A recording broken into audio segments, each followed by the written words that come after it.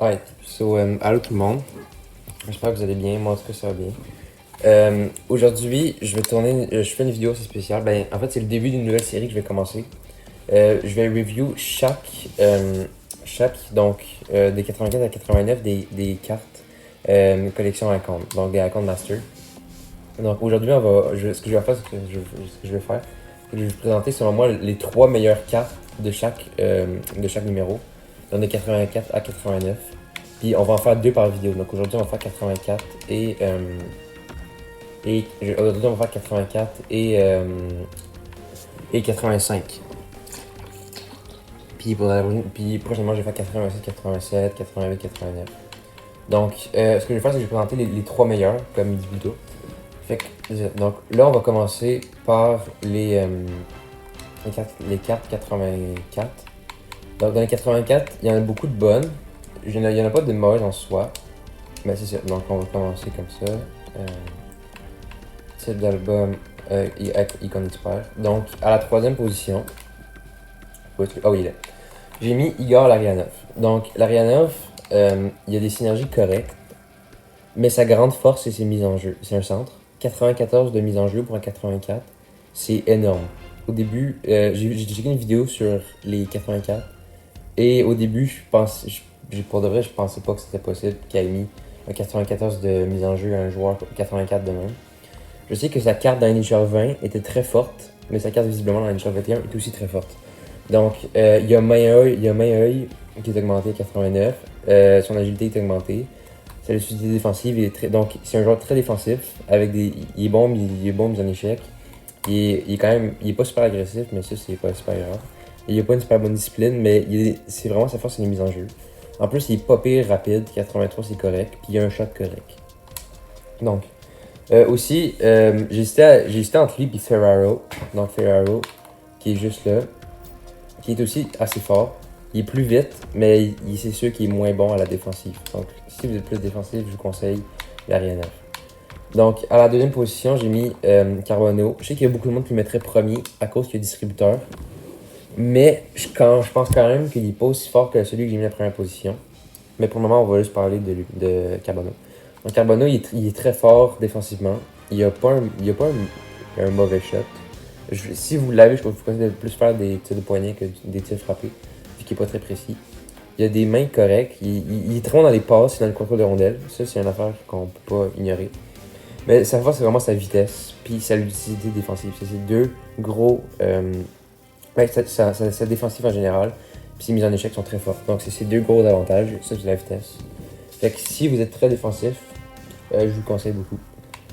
Finalement, en première position, j'ai mis Marcus Nassman. Donc, pourquoi je pense qu'il est supérieur à Carbonneau, à Ferraro et à Larionov.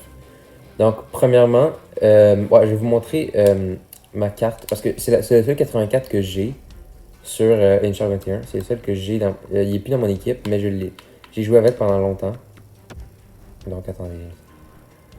C'est un allié gauche. On va faire ça. On va placer. 84. Ah, il est là. Donc, il y a barrage et magicien. Ce qui est c'est quand même des très bonnes des très bonnes synergies. Mais ce qui est très fort avec lui, c'est ses mains. Donc, je sais pas si vous voyez en ce moment, ses mains sont 89. La solidité défensive était 94. Son contrôle de rondelle est de 94 aussi. Donc ça, c'est ce qui increase avec ses synergies. Il y a aussi 86 de main d'œil et 88 de passe. Il y a un très très bon shot. Donc pendant longtemps, ça a été mon premier marqueur. J'ai joué 82 games avec, 43 buts, 40 passes. Pour un total de 83 points. Donc plus d'un point par game. Ce qui était quand même fort. C'est ça que je commençais. J'avais encore des joueurs argent dans mon équipe et j'avais lui. Fait que ouais, il est assez fort. Puis pour de vrai, si vous êtes. En plus, il est pas pire vite. Si vous aimez beaucoup les feintes, je vous conseille. Puis si vous chattez beaucoup net aussi. En plus, il est correct en défensive. Donc, c'est pour toutes ces raisons-là que je considère quand même qu'il est supérieur à Carbonneau, par exemple. Donc, maintenant, on va passer au 85 overall. Donc, dans les 85 qui sont assez spéciales, c'est qu'il y en a beaucoup de très fortes et beaucoup de moins bonnes. Regarde, là, il y a Mac Modano. Mac Modano, je l'aurais mis quatrième si j'avais fait une plus longue liste. Justement, il a une très bonne vitesse. Le problème, c'est qu'il est pas super fort en défense. Il est même pas. En défense, à part la puissance, son avis de synergie. Mise en check corporelle, c'est tout en bas du 80. Il est quand même vite, ça faut le donner. Il a des pas pires mains. Mais c'est ça. Moi, je pense pas qu'il est supérieur aux autres que j'ai mis dans cette affaire-là. Dans ma liste. Donc, attends, on va aller chercher les 85 overall. Là, on va aller en Icon Master. Petit d'album.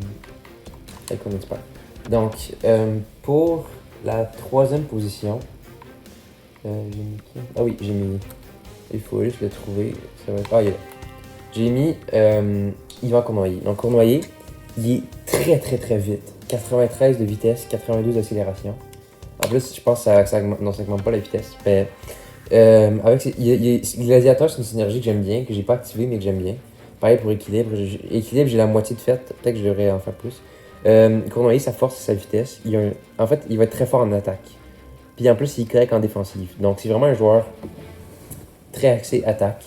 Avec une très bonne accélération. Il est très fort à son shot. Puis il a des très bonnes mains.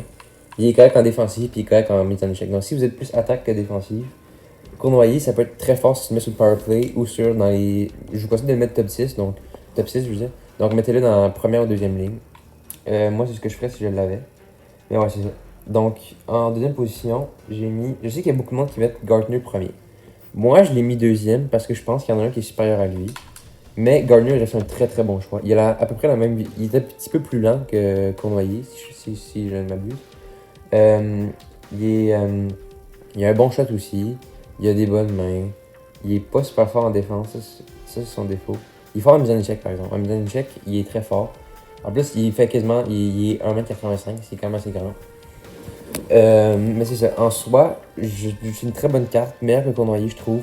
Mais pas aussi bonne que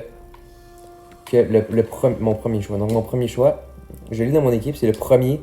Je l'ai eu avant Naslan. C'est le premier Icon Master que j'ai eu. Donc, il est dans mon équipe. Avant, il était sur la première ligne, mais là, je l'ai peut-être que je l'ai mis sur la troisième. Le Krabitaille. Donc, le Krabitaille, il y a des synergies correctes que j'ai pas activé encore. Mais je sais pas si vous voyez les stats en bas. 146 de but, 160 points en seulement 200 games. Donc, il y a beaucoup plus de points que de games joués, ce qui est assez fort. Puis c'est souvent ce qu'on recherche. Un collecteur à compte, c'est cher à faire. Fait que souvent, c'est à quoi on s'attend quand on parle d'un joueur de même. Puis pour de vrai, il a été très fort pour moi. Il a un bon coup de patin, il est assez rapide. Il a un très très bon shot. Il a des bonnes mains. Mais ce que je trouve meilleur, c'est qu'il est plus polyvalent. C'est-à-dire qu'il est très bon en attaque, mais il est aussi très bon en défensive. Il peut back-check, il peut plaquer. Il a une bonne lucidité défensive, 84. Puis il bloque beaucoup de shots, j'ai remarqué ça. Il y a des bonnes mises en jeu avec le bâton. Mais le problème, s'il y a un défaut, c'est les mises en jeu. Mais mettez-les pas aux mises en jeu. Donc, ouais, c'est ça. Je vais vous montrer, si on s'en va dans les stats de mes joueurs, mon équipe. Le premier, c'est Josh Lidle. C'est le joueur que j'ai eu le plus longtemps avec Robitaille. Puis Robitaille, c'est mon deuxième marqueur. Alors qu'il est 85 overall, puis Josh Lidle, 86. Puis il y a plus de points que des joueurs comme Solani, Lafleur, mais il y a plus de games joués, c'est sûr. Mais... ouais, c'est ça. Donc, en résumé, si vous devriez prendre un joueur 84 Master, personnellement, je vous conseille de prendre soit Ferraro, Larionov, Carbonneau ou Naslan, si possible Naslan, parce qu'en plus, maintenant, vous pouvez le faire 89 overall, vous pouvez le switcher argent, qui est quand même assez fort. Aussi, ce que j'ai remarqué, c'est qu'il y a beaucoup de monde dans les 85 qui pogne Gardner, mais vous pouvez aussi pogner Robitaille, comme je l'ai dit précédemment. Ou vous pouvez pogner soit Modano, Cournoyer ou Robitaille, qui sont très forts aussi, en plus de Gardner. Ouais, donc c'est ce qui va mettre fin à la vidéo. Pour la suite, je vais faire les 86, donc les 86 et les 87 overall. Je vais faire une vidéo dessus. Je vais finir la série avec les 88 et les 89. Puis éventuellement, s'il y a les argent 90 et 91 qui sortent, je vais sûrement les faire. Mais pour le moment, ça va juste rester dans les Icon Master Bronze. Donc, merci beaucoup de l'avoir écouté. J'espère que ça vous a plu. Si oui, vous pouvez aller vous abonner. Et on se revoit pour une prochaine vidéo. Et bye.